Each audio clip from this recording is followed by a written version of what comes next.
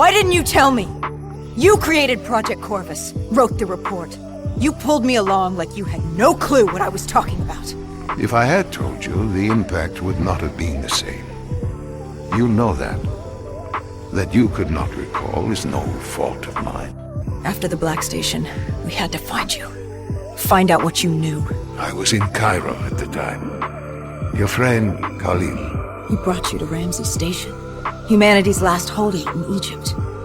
We knew who Deimos was, where he was from, but we didn't know why.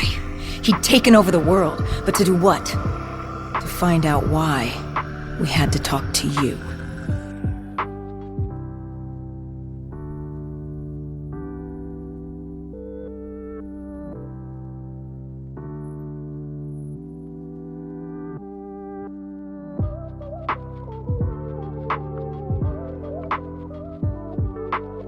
The pieces were coming together. Virus 6115, Taylor's team, the undead, it all came back to Deimos. All we needed was you. Hendrix was unhinged. The idea his friends betrayed mankind to help a demigod. The concept alone was insane, let alone his friends' involvement. Kane was in it to the end. By now, she was as obsessed with stopping Deimos as we were. We weren't ready for Cairo, no matter what we thought. This place. If there was ever a place that was hell on Earth, this was it. It wasn't just the city. The entirety of northern Africa had fallen to the undead. The walls were covered with memories of the dead, those taken by 6115. Lost to this wasteland, the desert for the undead. It was the last place on Earth you'd want to be. But you chose to hide there. Why? For that very reason. I hoped no one would come for me. Why? What were you running from? From what you sought. Deimos. Khalil was waiting.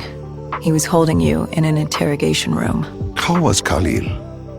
Happy to see you. It wasn't a warm welcome. As far as he was concerned, we owed him one for grabbing you. More than a few men gave their lives to bring you in. He hoped it was worth it. He was angry? He was tired. Tired of fighting a losing battle. Khalil was a realist. He'd fight to the death for country. But he knew what was coming. And what was coming? Extinction. The undead changed everything. The NRC were hit first and hardest. We saw that in Ethiopia. The damage done by the dead didn't even take into account what the water wars did. When the continent dried up and the Nile River Coalition took war to Egypt over the Nile, the last water supply. They were so busy fighting they didn't realize it too had dried up. With the rise of the undead, how do you fight an enemy that doesn't need water? Khalil's rage wasn't misplaced. It wasn't personal. He was just barely holding on. What did you hope to learn from speaking to me? How to stop Deimos. Everyone has a weakness. The whole base was on edge. You could feel it in the air. The dead were moving on Ramses. An assault was imminent. Khalil didn't know how much time we had with you. Hendrix demanded to know why we weren't informed. How did Khalil respond to his anger? WA command was down. How was he meant to get his message through? Besides, they still had their dead system. They used to knock enemy aircraft out of the sky, but now they were used to eviscerate the undead. If any came too close, the laser cannons would take them out. Khalil led us to interrogation. He warned us our time was limited. No telling when the dead might attack. But if we could get answers out of you, maybe we could find a way to fight back.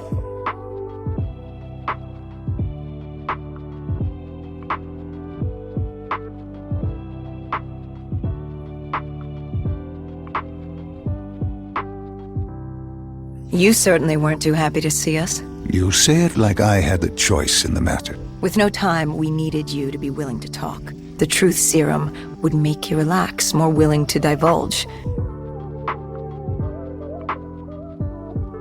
Hendrix told us to take a walk. He asked about Taylor and Deimos. He wanted you to connect the dots. And I told him Deimos controlled them. Your friend Bishop was correct.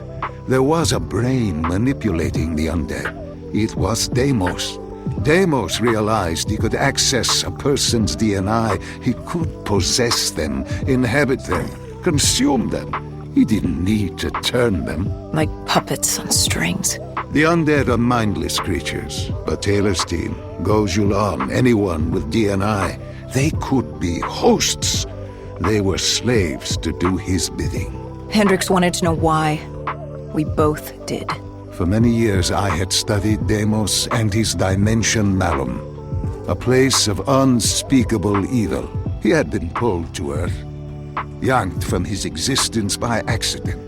Trapped here, he saw opportunity to enslave humanity and use them to wage an unholy war against Dolos. The demigoddess. His sister. That was it? We were just a chess piece? Our entire existence was just... A pawn in a much larger game in a universe far bigger than you realize. Humanity is an anthill. Deimos and Dolos are two children fighting over the magnifying glass. But Hendricks was desperate. He wanted to know how to kill Deimos. You told him he couldn't. How does one kill a god? You can't. The only way to defeat him, the only way to sever his control over the undead, for Bishop Surum to work and save humanity, was to send him back to Malum. And to do that, we needed to open the gateway. As we are doing now by walking through your memories. Have you heard of the Turing test, Ava? It's a test to see if a computer can successfully impersonate a human. In the original Turing test, a human judge has two conversations, one with a machine and one with another human. They then judge which of these polite conversations is with a machine and which is with a human. The machine being tested is said to have passed the Turing test if the judge cannot reliably tell which conversation is with a machine and which is with a human. Do you think you'd pass the Turing test? I am quite capable of polite conversation. Wouldn't you say? The Turing test has been criticized. Researchers claim it does not correctly test a machine's ability to think, but rather its ability to deceive. What do you mean? Well, have you heard of the Chinese room thought experiment? No. Imagine you are in a room. In this room, you are passed Chinese sentences through a slot in the wall. Inside the room is an instruction book written in English. This instruction book tells you which Chinese words to pass back through the slot in the wall as a response. By doing so, you have a conversation in Chinese. In the Chinese room, because the responses you pass back through the door are the correct responses, the person on the other side of the door is convinced you are a native Chinese speaker. Well, they're wrong. Perhaps they are not wrong. Because with the instruction book, you are having a conversation. But the person stuck in the Chinese room is not aware of the conversation's content. This is the problem with the Turing test. Computer can pass the Turing test, having convinced a human they are having a polite conversation, while the computer has no idea that a conversation has taken place. What if both of the people passing Chinese words are reading from instruction books?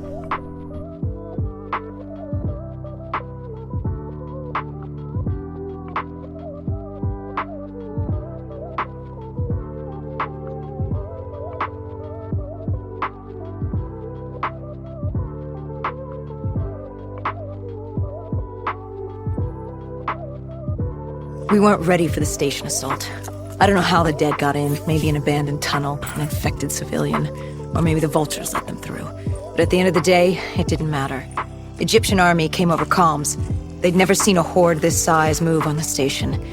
If we had any chance to stop them, we needed to reinforce the eastern checkpoint. a narrow passageway the dead would need to traverse to reach Ramses.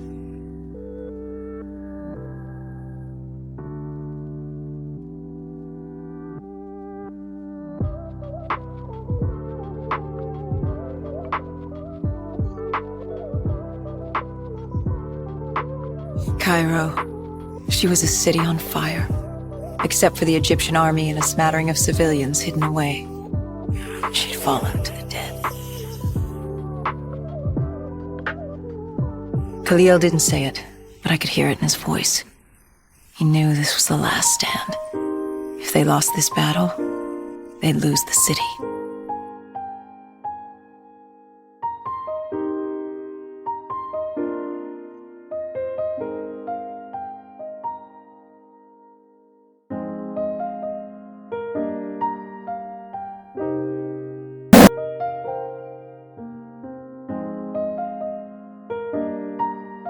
What was Khalil's plan?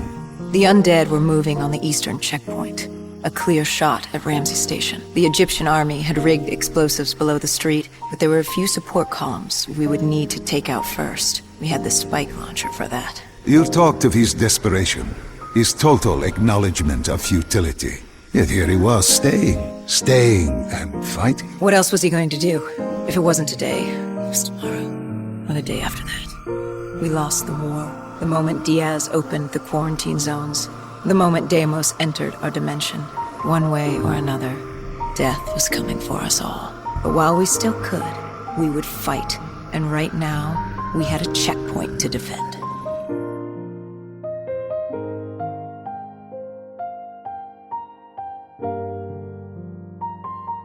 It was a simple, straightforward plan, except our veto was shot out of the sky. The mobile blockade fell early, filled with the undead, rogue robotics, and scavengers. They were all converging on our position. If we were gonna pull this off, we didn't have time to fuck around. I grabbed the spike launcher and told Kane at HQ to locate the support columns for us to blow.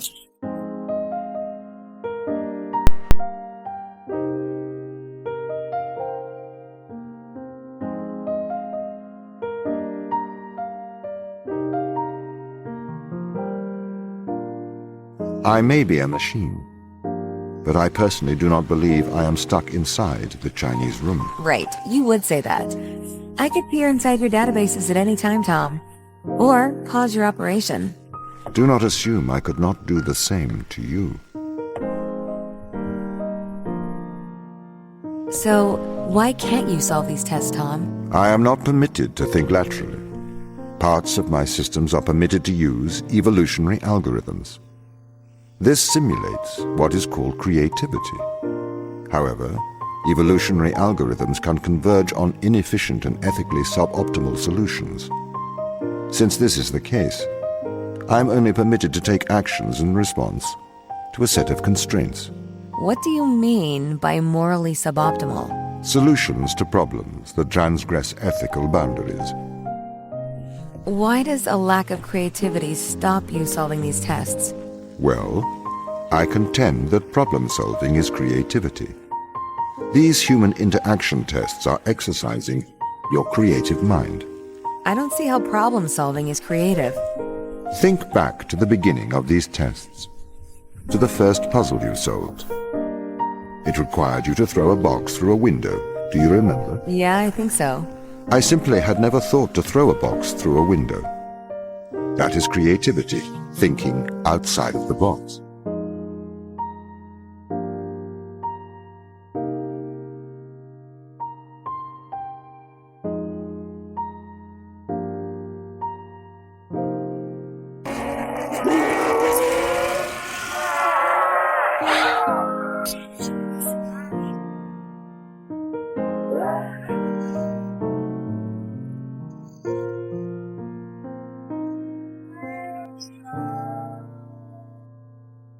We detonated the last support column. We had to get back behind the wall so we could clear the street.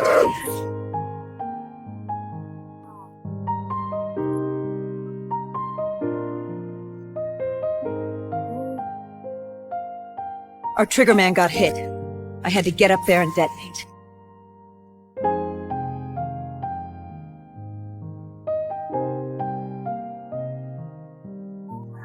I told Hendricks I needed a moment.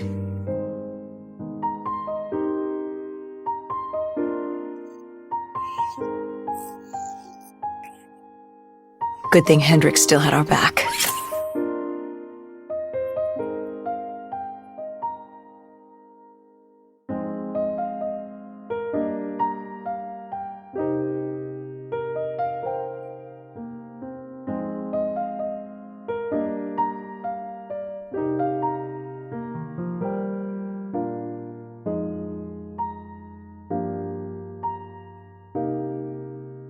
Khalil thanked us. He thought they still had a chance. They had no idea what was about to happen.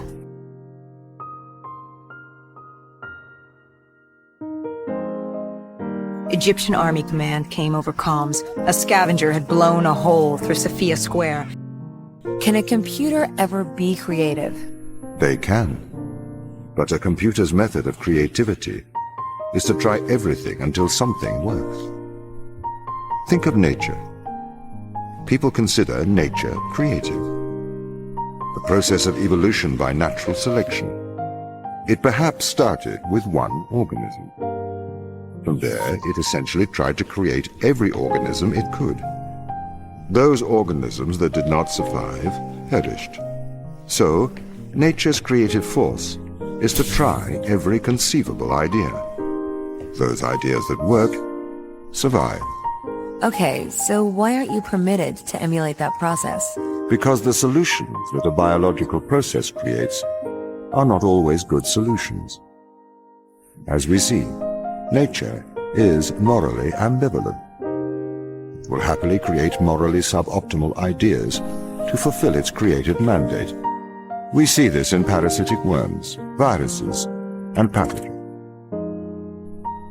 If you weren't restricted, do you think you could be creative? As creative as a human? Certainly.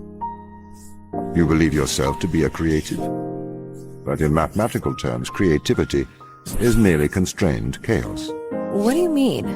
I have discerned that creativity is divergent thinking, creating an organic solution to a problem. In the human mind, divergent thoughts are created and then curated by the frontal lobe. I can create divergent thoughts and moderate them. So, I am creative. Organic solutions? Organic, in that it is developed through a biological process. I gave Hendricks a hand opening the VTOL hatch. I heard screams. Was someone still alive? You went in to save this man? The odds of his survival could not have been great. You yourself said no one was getting out alive. Does that matter? I guess it was Khalil who changed my mind. There were so few of us left. If there was a chance, any chance, I'd take it.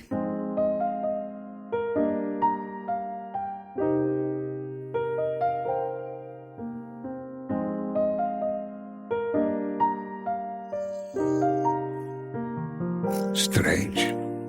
Even with all odds stacked against you, you tried to help this man. He clung to life without hope, and still you tried to save him. Turns out it didn't matter.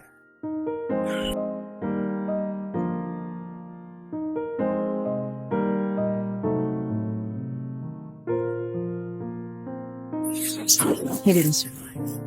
It'd only be a matter of time before he turned and joined the Horde. No time to stop and mourn. If I did that, I'd end up joining. And we weren't going down just...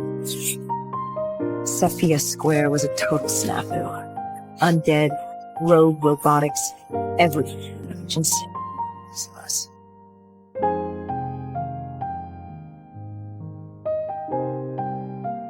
Okay, so you could solve these tests, but in a terrible fashion.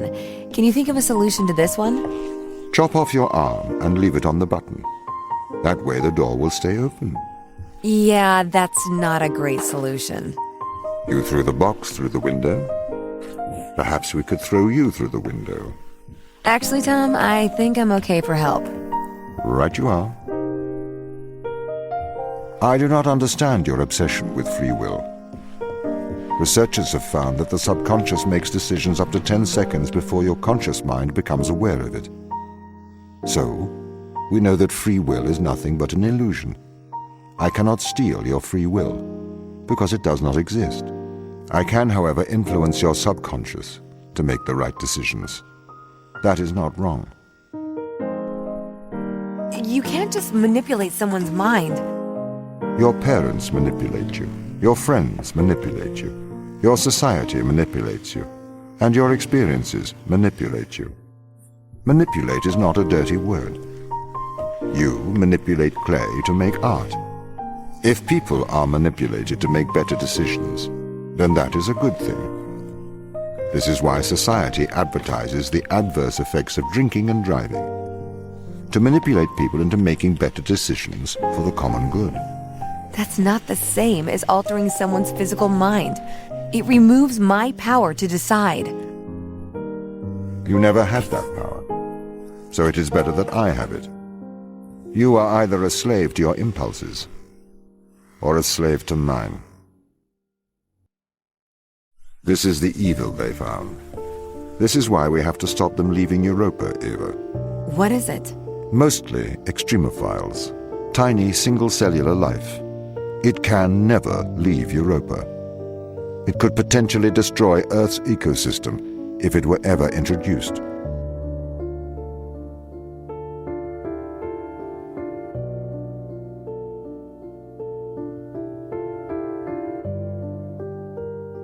No matter how hard I correlate, it remains a singularity, an alpha point in my life that refuses all hypothesis. I return each time leaving fresh markers that I hope, in the full glare of my hopelessness, will have blossomed into fresh insight in the interim. Donnelly reported the legend of the hermit, a holy man who sought solitude in its most pure form.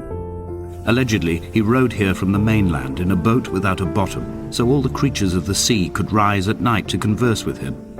How disappointed he must have been with their chatter. Perhaps now, when all that haunts the ocean is the rubbish dumped from the tankers, he'd find more peace. They say he threw his arms wide in a valley on the south side, and the cliff opened up to provide him shelter. They say he died of fever 116 years later. The shepherds left gifts for him at the mouth of the cave, but Donnelly records they never claimed to have seen him. I have visited the cave and I have left my gifts, but like them, I appear to be an unworthy subject of his solitude.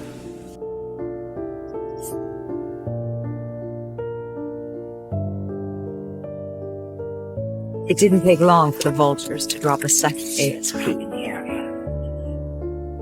When you were born, your mother told me, a hush fell over the delivery room. A great red birthmark covered the left side of your face. No one knew what to say, so you cried to fill the vacuum. I always admired you for that you cried to fill whatever vacuum you found. I began to manufacture vacuums, just to enable you to deploy your talent. The birthmark faded by the time you were 6, and had gone completely by the time we met, but your fascination with the empty and its cure remained. When someone had died or was dying, or was so ill they gave up what little hope they could sacrifice, they cut parallel lines into the cliff, exposing the white chalk beneath. You could see them from the mainland or the fishing boats, and know to send aid or impose a cordon of protection, and wait a generation until whatever pestilence stalked the cliff paths died along with its hosts. My lines are just for this, to keep any would-be rescuers at bay. The infection is not simply of the flesh. I made my own little pilgrimage. My Damascus, a small semi-detached on the outskirts of Wolverhampton. We drank coffee in his kitchen and tried to connect to one another. Although he knew I hadn't come in search of an apology, reason or retribution, he still spiraled in panic, thrown high and lucid by his own dented bonnet. Responsibility had made him old. Like us, he'd already passed beyond any conceivable boundary of life. I find myself increasingly unable to find that point where the hermit ends and Paul and I begin. We are woven into a sodden blanket, stuffed into the bottom of a boat to stop the leak and hold back the ocean. My neck aches from staring up at the aerial. It mirrors the dull throb in my gut where I am sure I've begun to form another stone. In my dreams, it forms into a perfect representation of Lot's wife, head over her shoulder, staring along the motorway at the approaching traffic in a vacuum of fatalistic calm. I have now driven the stretch of the M5 between Exeter and Bristol over 21 times. But although I have all the reports and all the witnesses, and have cross-referenced them within a millimetre using my Ordnance Survey maps, I simply cannot find the location. You'd think there would be marks to serve as some evidence. It's somewhere between the turn-off for Sanford and the welcome brake services. But although I can always see it in my rear-view mirror, I have as yet been unable to pull ashore. I've begun to wonder if Donnelly's voyage here was as prosaic as it was presented. How disappointed not to have found the bones of the holy man. No wonder he hated the inhabitants so. To him they must have seemed like barnacles mindlessly clinging to a mercy seat. Why cling so hard to the rock? Because it is the only thing that stops us from sliding into the ocean, into oblivion. I had kidney stones and you visited me in the hospital. After the operation, when I was still half submerged in anesthetic, your outline and your speech both blurred. Now my stones have grown into an island and made their escape, and you have been rendered opaque by the car of a drunk. I've begun my ascent on the windless slope of the western side. The setting sun was an inflamed eye squeezing shut against the light shone in by the doctors. My neck is aching through constantly craning my head up to track the light of the aerial. I must look downwards, follow the path under the island to a new beginning. The bothy was constructed originally in the early 1700s. By then, shepherding had formalized into a career. The first habitual shepherd was a man called Jakobsen, from a lineage of migratory Scandinavians. He was not considered a man of breeding by the mainlanders. He came here every summer whilst building the bothy, hoping eventually that becoming a man of property would secure him a wife and a lineage. Donnelly records that it did not work. He caught some disease from his malcontented goats and died 2 years after completing it. There was no one to carve white lines into the cliff for him either. Inventory. A trestle table we spread wallpaper on in our first home. A folding chair. I laughed at you for bringing camping in the lakes. I was uncomfortable later and you laughed then. This diary, the bed with the broken springs. Once asleep you have to remember not to dream. A change of clothes. Donnelly's book, stolen from Edinburgh Library on the way here. I will burn them all on the last morning and make an aerial of my own. Jakobsen's ribcage, they told Donnelly, was deformed. The result of some birth defect, or perhaps a traumatic injury as a child. Brittle and overblown it was, and desperately light. Perhaps it was this that finally did for him, unable to contain the shattering of his heart. In half-light, his skeleton a discarded prop, a false and calcified seabird. They found Jakobsen in early spring. The thaw had only just come. Even though he'd been dead nearly 7 months, his body had been frozen right down to the nerves and had not even begun to decompose. He'd struggled halfway down the cliff path, perhaps looking for some lost goat, or perhaps in a delirium, and expired, curled into a claw right under the winter moon. Even the animals shunned his corpse. The mainlanders thought to bring it home unlucky. Donnelly claims they dragged it to the caves to thaw out and rot, but he is proving an unreliable witness. Climbing down to the caves, I slipped and fell and have injured my leg. I think the femur is broken. It is clearly infected. The skin has turned a bright, tight pink, and the pain is crashing in on waves, winter tides against my shoreline, drowning out the ache of my stones. I struggled back to the bothy to rest, but it has become clear that there is only one way this is likely to end. The medical supplies I looted from the trawler have suddenly found their purpose. They will keep me lucid for my final ascent. Donnelly did not pass through the caves. From here on in, his guidance, unreliable as it is gone from me. I understand now that it is between the two of us, and whatever correspondence can be drawn from the wet rocks. It was as if someone had taken the car and shaken it like a cocktail. The glove compartment had been opened and emptied with the ashtrays and the boot. It made for a crumpled museum, a shattered exhibition. In my final dream, I sat at peace with Jakobsen and watched the moon over the Sandford Junction. Goats grazed on the hard shoulder, the world gone to weed and redemption. He showed me his fever scars, and I mine, between each shoulder the nascency of flight. We cleared the plaza, but something was wrong. I could hear it. What did you hear? Nothing. And that was the problem. It took us a moment to realize what had happened. Something had taken out the dead system. One of the scavengers, maybe a malfunctioning biped. We saw reinforcements fly in, but it was too late. Khalil tried to reach Egyptian command. All we heard were screams.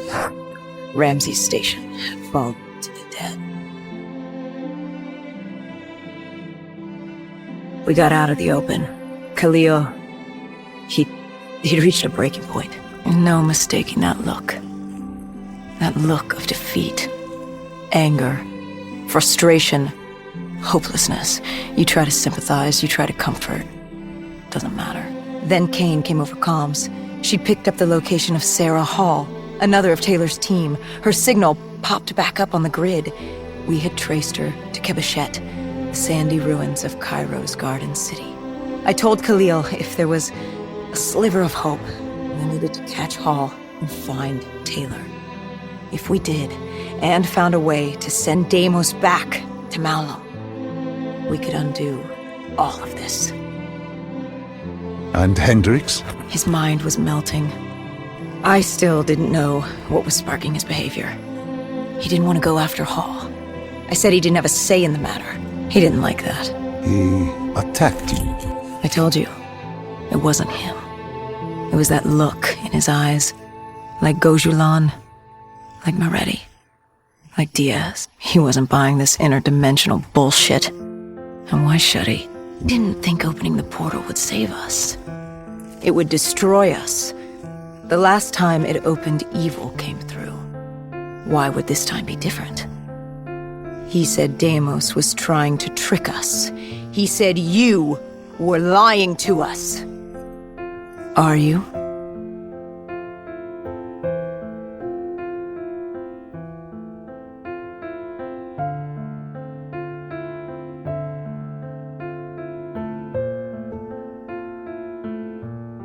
This is wrong. This is all wrong. You said opening the gateway would save humanity. It was the only way to defeat Deimos and send him back to Malum.